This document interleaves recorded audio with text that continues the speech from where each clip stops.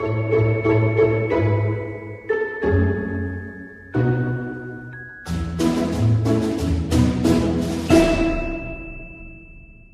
guys, it's Brandon of Chat Christmas and welcome to day 2 of the 12 days of Christmas. In this video we're going to take just a traditional standard green pre-lit wreath. I purchased it at Lowe's for $25. We're going to transform it into what you see today. So I'll show you how to flock a wreath, I'll show you how to add ribbon to your wreath, and also the importance again of placement in your wreaths. These tips can be used with your own custom theme, but also on garlands and on trees. Now this wreath matches what we did in day 1, so if you didn't get a chance to watch us decorate the tree in day 1, I'll link that down below. Be sure to check that out and also subscribe to our channel for more videos. We have 10 more in this series, and then we'll be posting a bunch of bonus videos as well. Thanks so much for stopping by. Let's get started.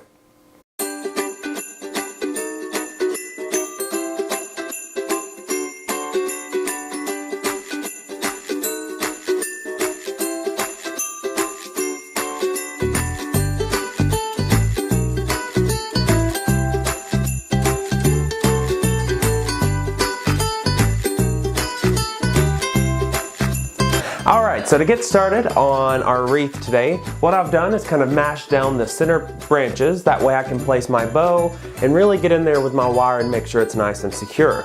So since our tree was flocked on day 1, we're going to flock this green wreath. This wreath I bought at Lowe's. It was about $25, super cheap, standard pre-lit Christmas wreath. Now, I could go with the messy way of flocking and do the spray, or spray it with water and sprinkle the flock and let that dry. But today, since we're going to be covering it with ribbon and ornaments and picks, I'm just going to use some flocked Christmas picks.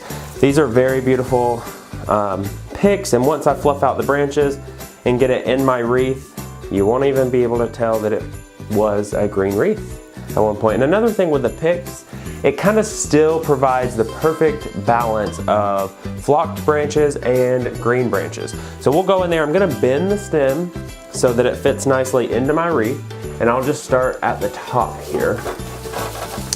And then you're going to want to take some of the branches of the wreath and tie them around the branches in your pick. That way it's nice and secure.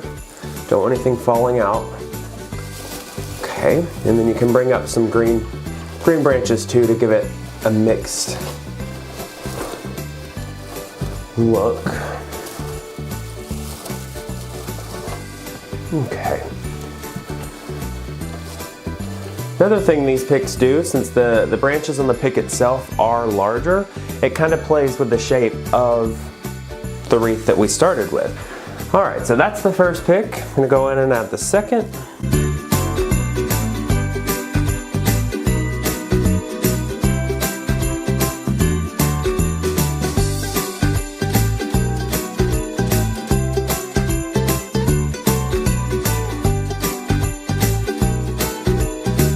Alright, so now I've gotten all those flocked picks in the wreath, and I really like how, again, it plays with the shape, it adds in the flocking, and once we're finished, you would never know that it was just a cheap green wreath to start. Now, something that you can do or not do, depending on your theme, if you find any big merchandise that you want to place maybe on your coffee table or your dining room table, you could also put that in the center of your wreath. I like filling this opening with items. So I have the deer, and again, if you watched day 1, you saw that we put some of these in the tree. I'm going to put one right here in the center of my wreath. He's going to kind of just rest there. Now another option would be to take a large ornament, either an icicle or a finial, or even just an onion-shaped ornament or a ball-shaped ornament, depending on the size, and just put that in the center. So I have that as well. That would be an option for us. And you know, I haven't quite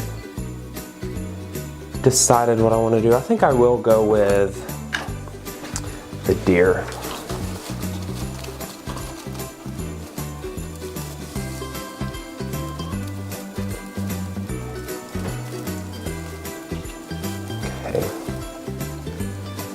Right now I'm just taking some branches, wrapping them around an antler and his leg, That way he's secure. You would probably want to take some floral wire as well. So now that we've gotten the deer in, our picks in, I'm going to go in with my large bow on top.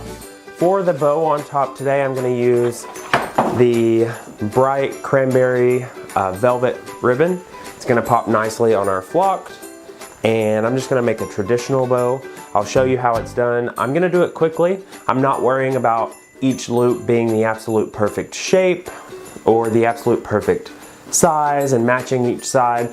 I'm going to try my best to do that, but again, I'm working quickly just to kind of get it done, and I want a bit of a messy look to end with anyway. So we're making our bow. We're just going to take our ribbon, make our first loop, and then you want to bunch that together. And then once it's bunched together, you then twist the bottom layer and make your next loop. And you want, if you care about each loop being symmetrical, you would want to make sure that it's the same size as the loop you just made.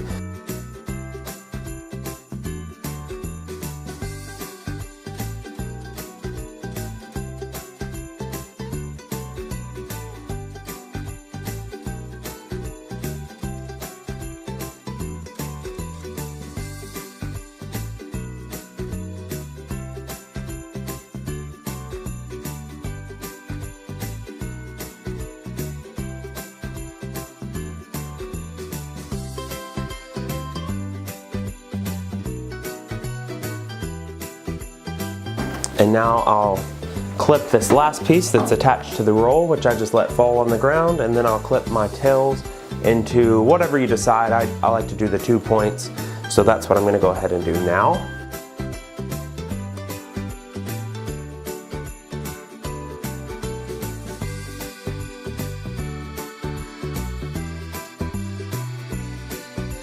So that's going to be our main bow, and then we'll have other little loops throughout the wreath, and I'll show you how to make those next. But first, we're going to get placed our next biggest items, and that's going to be these poinsettias. Now, as you see, the poinsettia itself is kind of crumpled together, so we do want to fluff it. When you find these in big box stores and not really designer showrooms, but sometimes you may find them like this. So there is a trick to fluffing it the correct way. That way your poinsettia looks living and not dead and crunched up.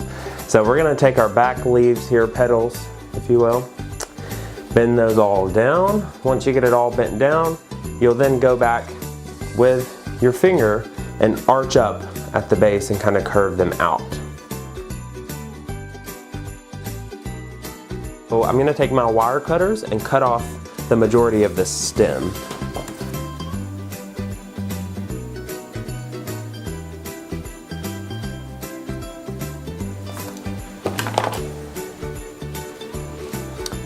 Just a little more than half the stem.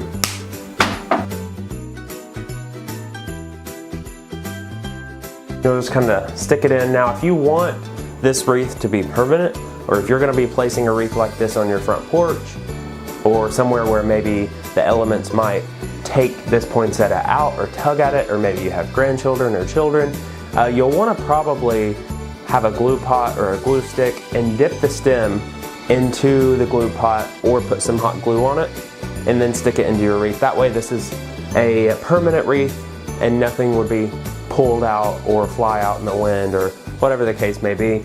For today's demonstration, I'm just kind of placing them and letting them stay there. They're just going to sit. I'll be breaking this down more than likely. So let's go ahead and add the second poinsettia.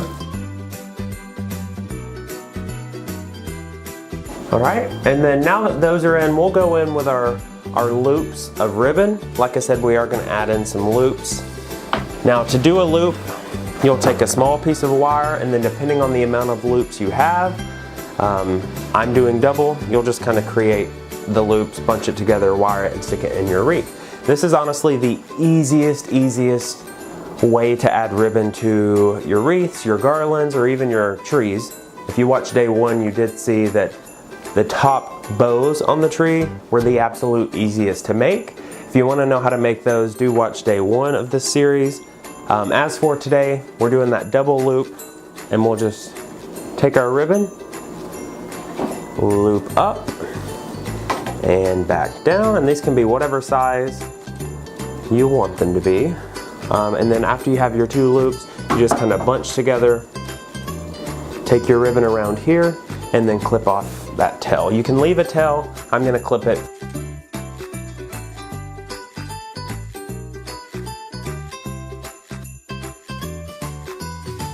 Once it's in place, you kind of want to fluff it up and position it how you think it looks best. Okay, and then I'll make one more using this ribbon, and I do have one other ribbon that I want to kind of weave in and out of this wreath. We'll put some up on the top and then some down below as fillers. All right, now we're going to take our second ribbon, which is just this brown ribbon with the red glitter snowflakes. We'll do the same thing on that, just a double loop, and probably add 3 of those to our wreath.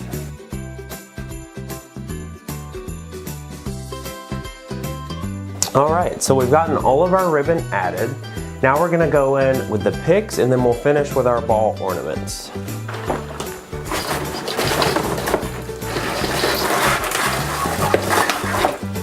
So we'll start with just this red glitter coral pick. Now when you find these in the store, they are very, very, very two-dimensional. So you're gonna wanna do kind of the same thing. You'll want to perk up each and every part of the pick. That way it has more of a dimension, and it does kind of stick out and look lively as opposed to just flat and dead. These are kind of large for the wreath, so I'm gonna clip them in half, and we'll use each piece in a different spot.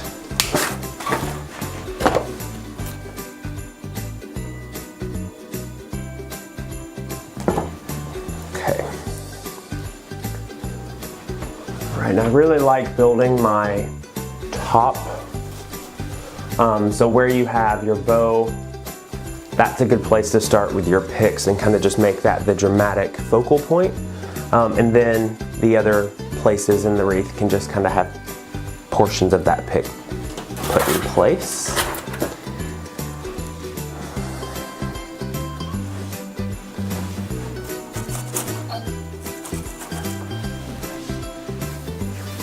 And you can be really, really, really dramatic with this, or you could be rather conservative. It's really up to you.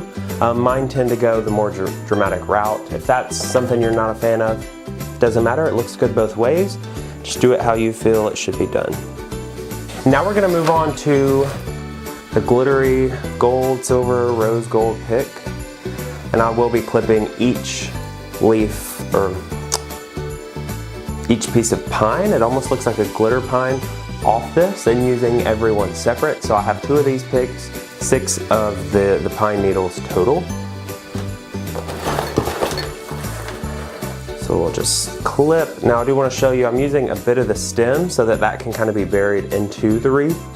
So I'm not clipping all the way up to the base, but giving myself some of the stem to work with.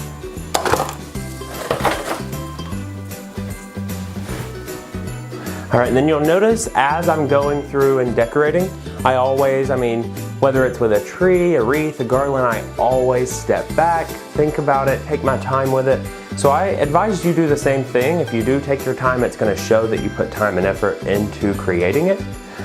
So grab a mug of coffee, a glass of wine, and just have fun. Take your time, but have fun. That is my biggest advice for decorating. Now we're gonna move on to this dogwood pick. Before I purchased these, they were kind of all crunched together. So I'm doing the same thing. Each individual leaf I am fluffing up, opening up, and making sure that it looks alive as well. Now, I'll be doing the same thing for this. If it were in a tree, I'd probably leave it whole, but it's not, so I'm gonna be clipping off, maybe not every flower to itself, but in this case, I'm clipping it here. So that's gonna give me 2 flowers and 1 flower.